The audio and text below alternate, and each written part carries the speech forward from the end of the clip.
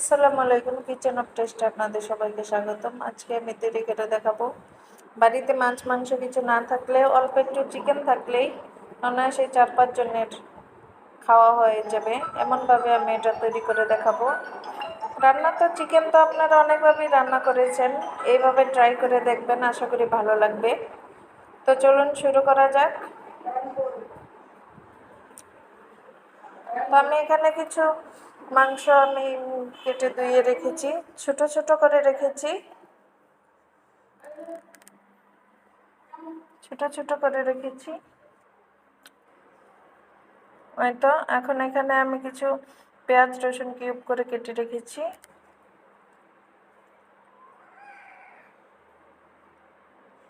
আর কিছু পেঁয়াজ কুচি করে রেখেছি, এখানে গোটা গরম মশলা রেখেছি। 2-3টা বড় আলু আমি এখানে ছিলে কিউব করে কেটে রেখেছি, কেটে ধুয়ে রেখেছি। এটা দিয়ে আমার রান্না হবে। আমি গুঁড়া মশলাগুলো রেডি করে নেব।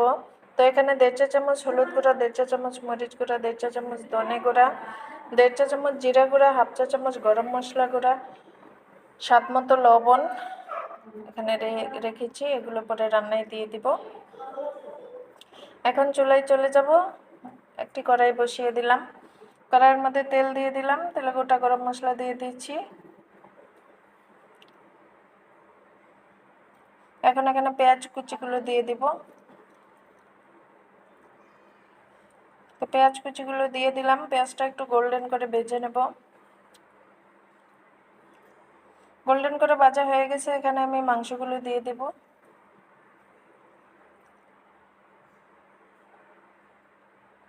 তো এই যে মাংসগুলো নেড়ে চেড়ে ভেজে নেব।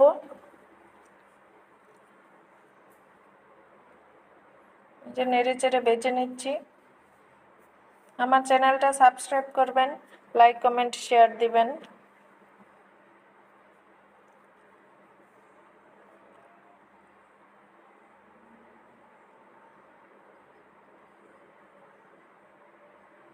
তো এই যে মাংসগুলো ভালোভাবে ভেজে নিলাম। এখানে আমি কিছু বাটা মশলা দিয়ে দিব।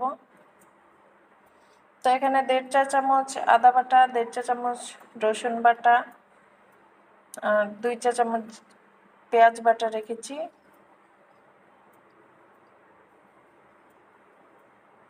তো এগুলো দিয়ে দিলাম, দিয়ে নেড়ে চেড়ে নেব একটু। তেলের সাথে মশলার কাঁচা ফ্লেভারটা যেন না থাকে।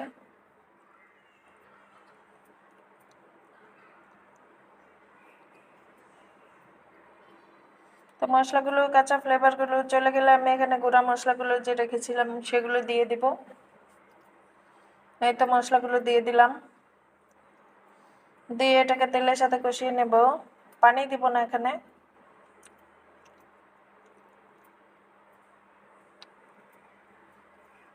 এই তো প্রথমেই পানি না দিয়ে এভাবে তেলের সাথে কষিয়ে নিলে রান্নাটা অনেক টেস্টি হয়।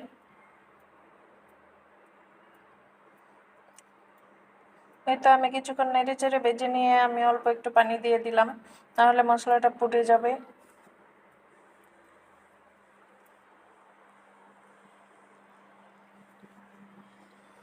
তো আমি কিছুক্ষণ ঢাকনা দিয়ে ঢেকে দিব। তো ঢেকে নিয়ে একটু আমি কষিয়ে নিলাম। এখন এখানে কিছু পানি দিয়ে দিব কষানোর জন্য।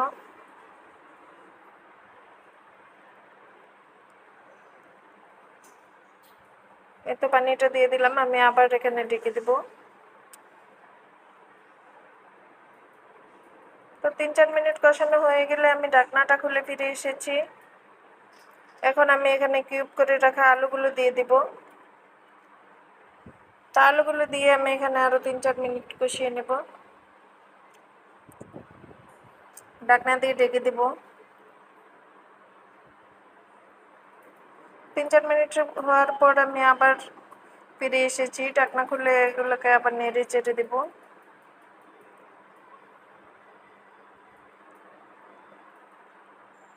এই তো আমার উপরে তেল বেশি এসেছিল, এখন আমি পানি দিয়ে দিলাম।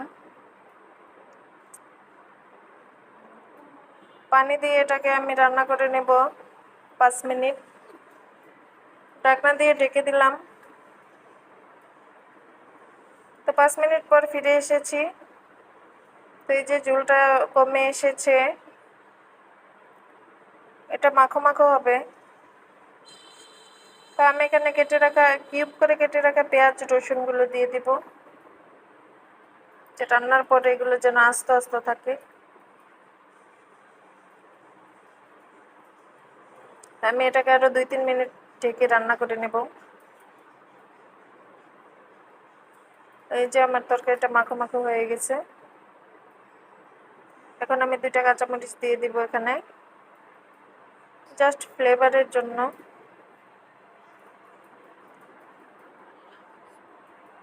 কাঁচামরিচগুলো দিয়ে দিলাম, দিয়ে একটু নেড়ে চেড়ে এখন এটাকে নামিয়ে নেব।